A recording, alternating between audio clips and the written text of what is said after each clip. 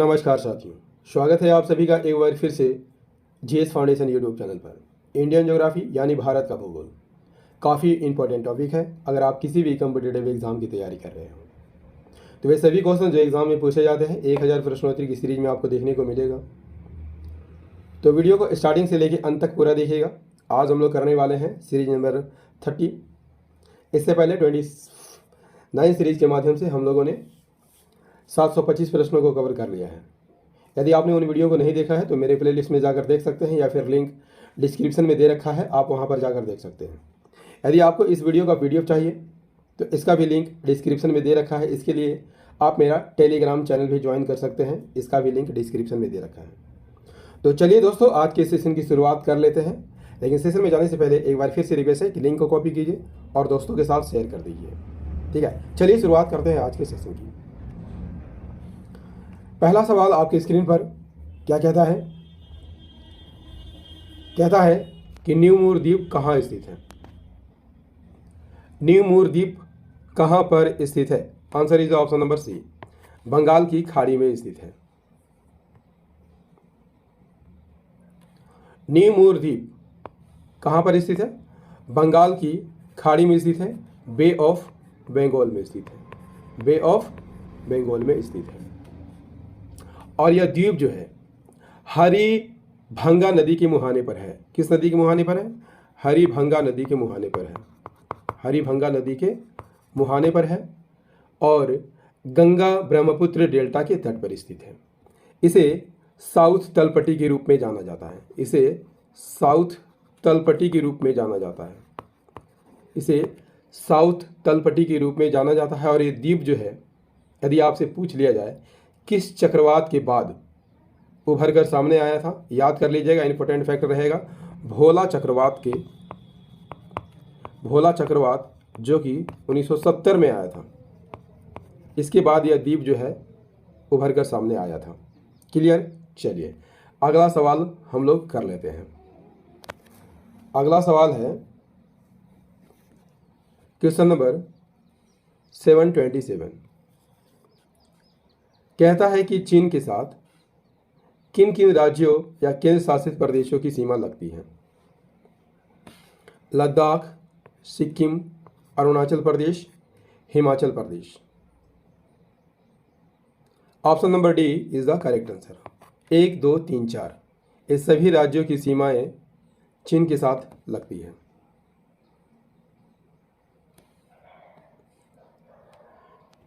चीन से भारत के कितने राज्य सीमा साझा करते हैं? 4 राज्य जो है सीमा साझा करते हैं। कौन कौन? हिमाचल प्रदेश, उत्तराखंड, सिक्किम और अरुणाचल प्रदेश। एक केंद्र शासित प्रदेश है, उसका क्या नाम है? लद्दाख, जो चीन से सीमा साझा करती है। क्लियर? चलिए अगला सवाल का आंसर कीजिए। Question number 728। 728 क्या कहता है दोस्तों? भारत का अनन्य आर्थिक क्षेत्र समुद्र में कितनी दूरी तक स्थित होता है? भारत का अनन्य आर्थिक क्षेत्र समुद्र में कितनी दूरी तक है? Answer is the option number B, 200 समुद्री मील तक। भारत का अनन्य आर्थिक क्षेत्र बेस लाइन से कितना किलोमीटर तक होता है? 200 किलोमीटर तक होता है। और यहाँ पर सभी विदेशी जहाज पनडुब्बियों को घूमने का अधिकार होता है। क्लियर? चलिए next question is question number 729। छोटा नागपुर की सबसे ऊंची चोटी कौन है? Answer is the option number ए, पारसनाथ छोटा नागपुर की सबसे ऊंची चोटी है। पारसनाथ यदि आपसे पूछ लिया जाए किस राज्य में है? झारखंड में है। झारखंड में है। और झारखंड के किस जिले में है? गिरिडीह जिले में है। गिरिडीह जिले में है। इसकी ऊंचाई कितनी है? इसकी ऊंचाई जो है 1365 मीटर इसकी ऊंचाई है।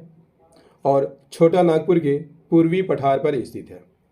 और इस पहाड़ी का नाम यदि आपसे पूछ लिया जाए किस जैन तीर्थंकर के नाम पर रखा गया है, 23वें जैन तीर्थंकर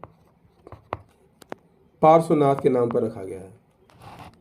पार्श्वनाथ के नाम पर रखा गया है। क्लियर। चलिए अगला सवाल हम लोग कर लेते हैं। Question number 730। निम्नलिखित शिखरों पर विचार कीजिए। धौलागिरी, कंचनजंगा, नंदा देवी, कामेट शिखर। पश्चिम से पूरब की ओर शिखरों का सही अनुक्रम क्या होगा? Answer is the option number D 4 3 1 2। यानी सबसे पश्चिम में आपको देखने को मिलता है कामेट शिखर, इसके बाद नंदा देवी, इसके बाद धौलागिरी, उसके बाद कंचनजंगा। तो answer is the option number D 4 3 1 2।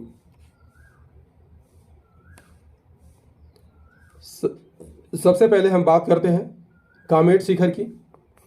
किस राज्य में स्थित है? उत्तराखंड राज्य में स्थित है। उत्तराखंड राज्य में स्थित है और यह भारत का तीसरा सबसे ऊंचा शिखर है। नंदा देवी की बात कर लिया जाए तो यह भी उत्तराखंड में स्थित है और कुमायूं हिमालय में है।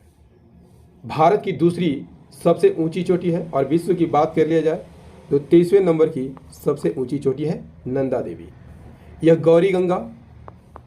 गौरी गंगा और ऋषि गंगा घाटियों के बीच स्थित है। धौलागिरी की बात कर लिया जाए दोस्तों, धौलागिरी की बात कर लिया जाए तो इसकी ऊंचाई कितनी है? 8172 मीटर और यह नेपाल में स्थित है। कहाँ स्थित है? नेपाल में। कंचनजंगा यदि आपसे पूछ लिया जाए किस राज्य में स्थित है? सिक्किम राज्य में स्थित है। इसकी ऊंचाई कितनी है? 8598 मीटर और यह भारत में स्थित हिमालय की सबसे ऊंची चोटी है। क्लियर। चलिए अगले सवाल का आंसर कीजिए। क्वेश्चन नंबर 731 कहता है कि किस झील का निर्माण उल्का पिंड से हुआ है? किस झील का निर्माण उल्का पिंड से हुआ है? Answer is the option number C Lonar झील का निर्माण जो है उल्का पिंड के गिरने से हुआ है। लोनार झील की बात कर लिया जाए तो किस राज्य में स्थित है? महाराष्ट्र के बुल्ढाना जिले में स्थित है। किस जिले में स्थित है? बुल्ढाना जिले में स्थित है और यह खारे पानी की झील है। कैसी झील है? खारे पानी की झील है और इसका निर्माण जो है उल्का पिंड के पृथ्वी से टकराने से हुआ है। आप देख सकते हैं और इसका पानी का रंग जो है हमेशा बदलते रहते हैं। Next question, question number 732 Chambal नदी किन राज्यों से होकर बहती है? चंबल नदी किन राज्यों से होकर बहती है दोस्तों? आंसर कीजिएगा जरा। चंबल नदी किन राज्यों से होकर बहती है? Answer is the option number A Madhya Pradesh, Rajasthan और उत्तर प्रदेश से होकर बहती है। चंबल नदी की बात कर लिया जाए दोस्तों तो ये यमुना की सहायक नदी है। किसकी सहायक नदी है? यमुना की सहायक नदी है। उद्गम कहाँ से होता है? जानापाव पर्वत से होता है। जानापाव पर्वत से होता है जो कि मध्य प्रदेश में स्थित है। इसकी सहायक नदियाँ कौन कौन है? क्षिप्रा, काली सिंध, पार्वती और कुन्नू इसकी सहायक नदियाँ हैं। अपवा क्षेत्र कहाँ कहाँ है? मध्य प्रदेश, राजस्थान और उत्तर प्रदेश। इस नदी पर आपको 4 बांध देखने को मिलता है। गांधी सागर बांध, राणा प्रताप सागर बांध, गांधी सागर बांध, जवाहर सागर बांध और कोटा बैराज। इस पर आपको देखने को मिलता है चूलिया जलप्रपात। यदि आपसे पूछ लिया जाए कि चूलिया जलप्रपात किस नदी पर है तो ये चूलिया जलप्रपात चंबल नदी पर स्थित है। क्लियर। नेक्स्ट क्वेश्चन,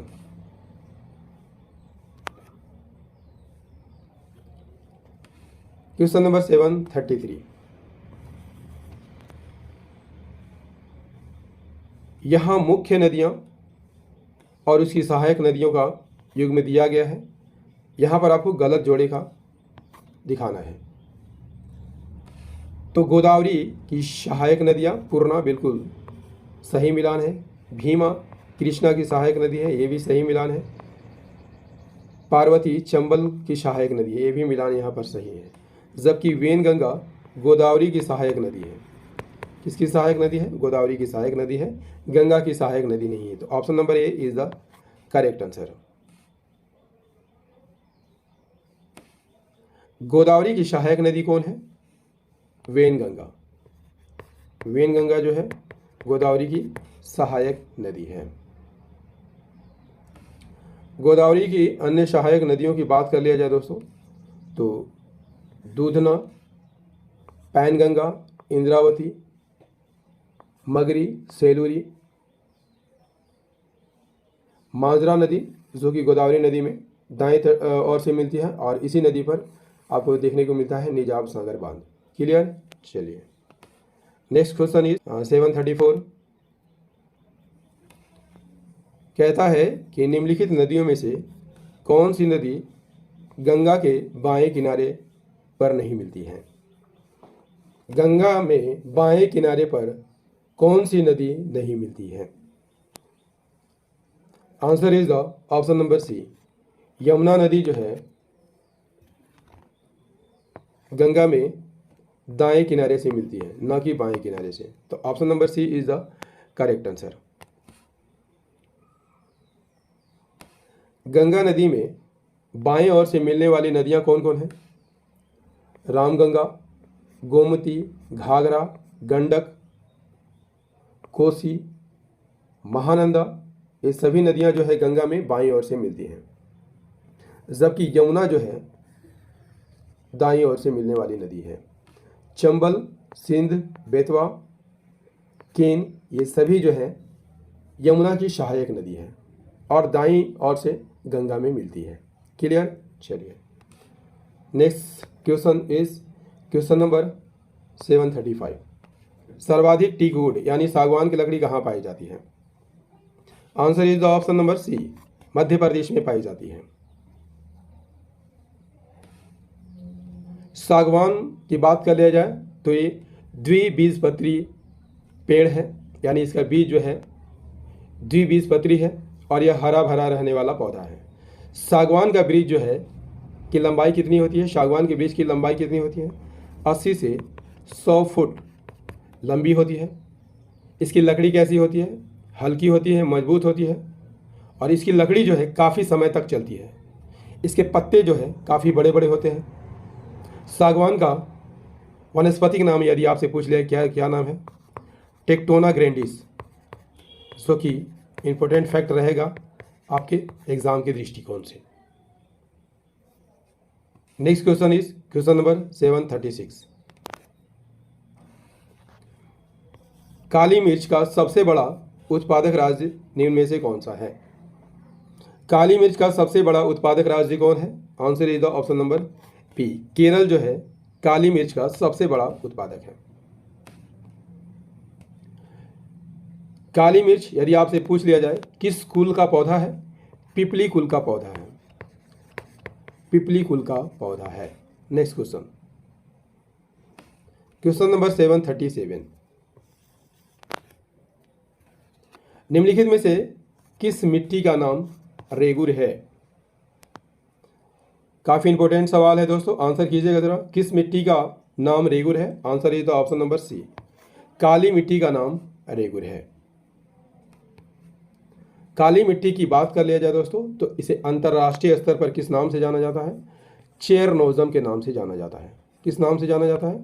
चेरनोजम के नाम से जाना जाता है। काली मिट्टी को लावा मिट्टी के नाम से भी जाना जाता है क्योंकि ये लावा चट्टानों के टूटने फूटने से बनती है और यह कपास के लिए काफ़ी उपयुक्त होती है। यदि आपसे पूछ लिया जाए दोस्तों कि कपास की खेती सबसे ज़्यादा किस राज्य में होती है? गुजरात में होती है। किस राज्य में होती है? गुजरात में होती है। इसके बाद महाराष्ट्र, मध्य प्रदेश, कर्नाटक का स्थान आता है। क्लियर? चलिए next question is question number 738। गेहूं की अच्छी खेती के लिए निम्नलिखित में से कौन सा पारिस्थितिक समुच्चय आवश्यक है?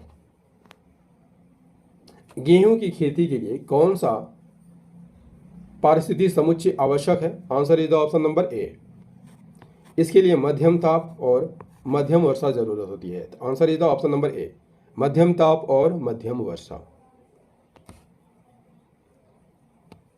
गेहूं यदि आपसे पूछ लिया जाए कब सबसे अच्छा होता है, जब तापमान गर्म होता है, कितना होता है, 21 डिग्री सेल्सियस से 24 डिग्री सेल्सियस।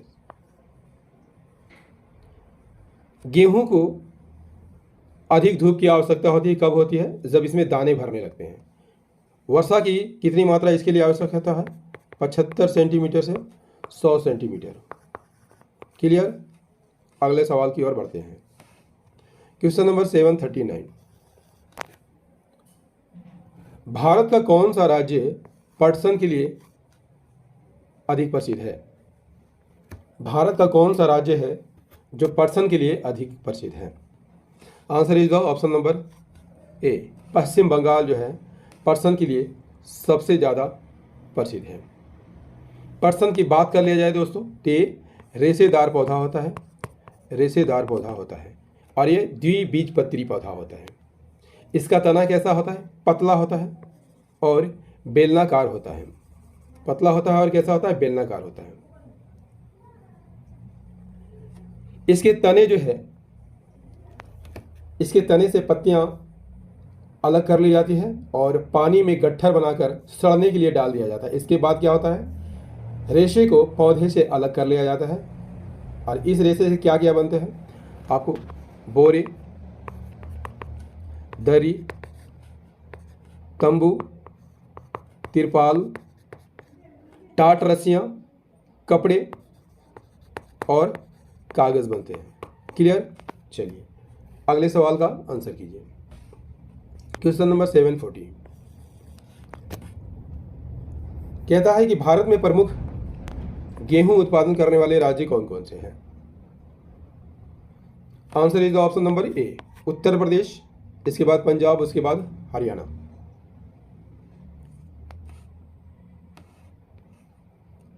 भारत में उत्तर प्रदेश, पंजाब, हरियाणा मुख्य उत्पादक राज्य है। इसके बाद राजस्थान, इसके बाद राजस्थान,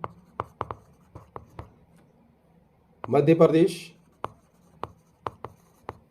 गुजरात और बिहार आते हैं। क्लियर। चलिए क्वेश्चन नंबर 741 क्या कहता है, खेतड़ी किस मुख्य उद्योग के लिए प्रसिद्ध है। Answer is the option number B, तांबे के लिए प्रसिद्ध है। खेतड़ी की बात कर लिया जाए तो किस राज्य में स्थित है, राजस्थान में स्थित है। राजस्थान में स्थित है, किस जिले में स्थित है, राजस्थान के झुंझुनू जिले में स्थित है।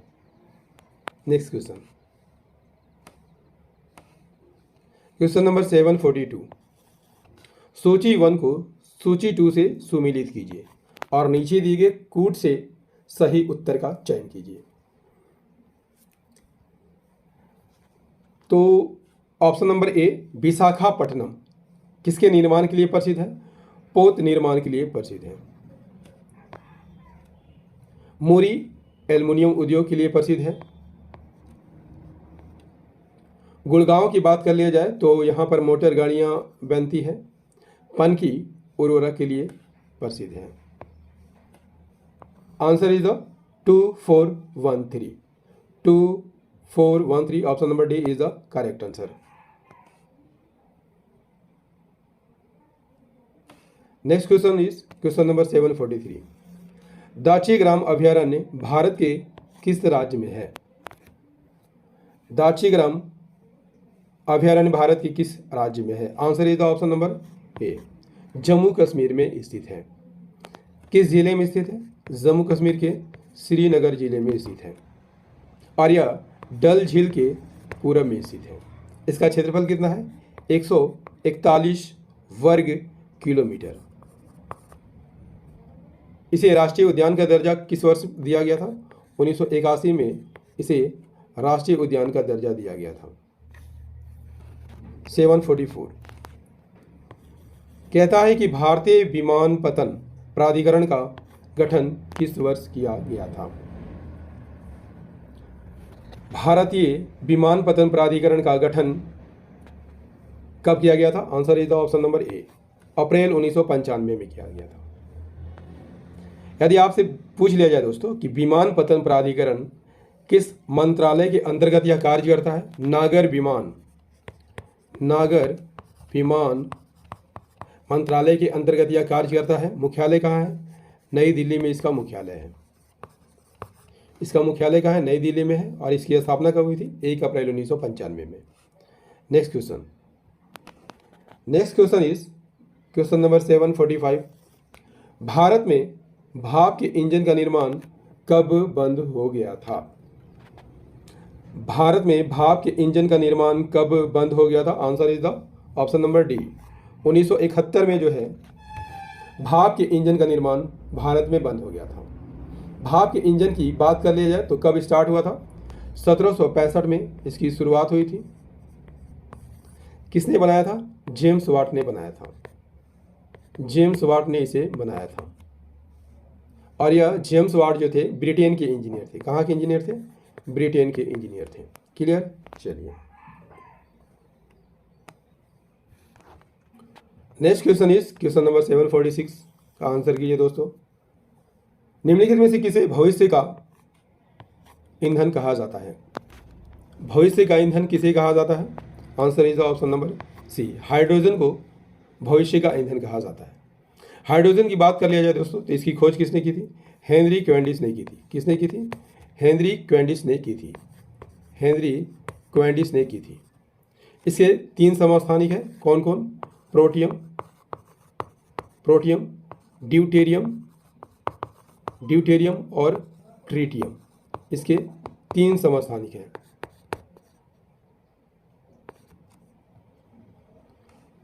Next question is question number 747। निम्नलिखित में कौन सा युग्म सुमेलित नहीं है?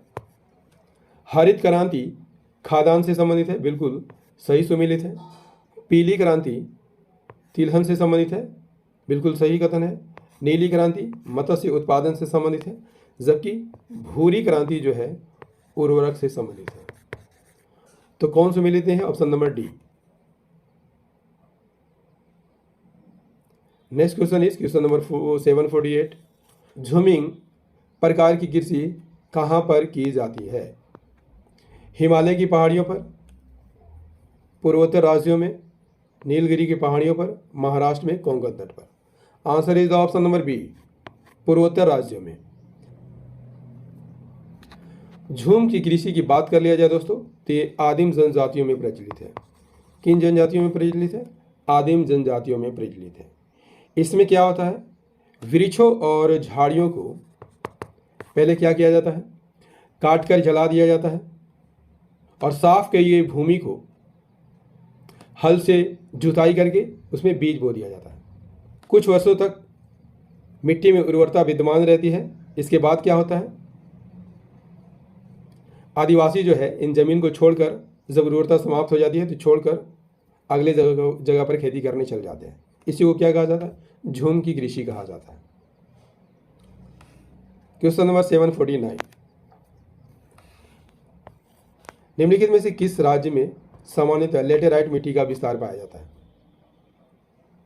लेटेराइट मिट्टी का विस्तार, answer is the option number B, Karnataka राज्य में लेटेराइट मिट्टी का विस्तार पाया जाता है। लेटेराइट का निर्माण कब होता है? जब शुष्क मौसम और नम मौसम बारी बारी से होता है।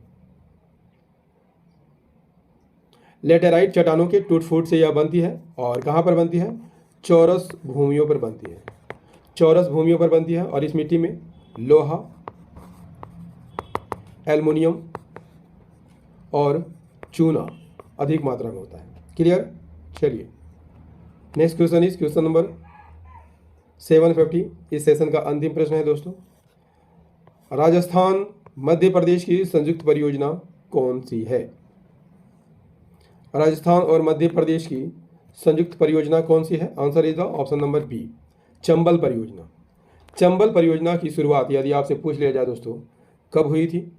1952 से 54 के बीच हुई थी।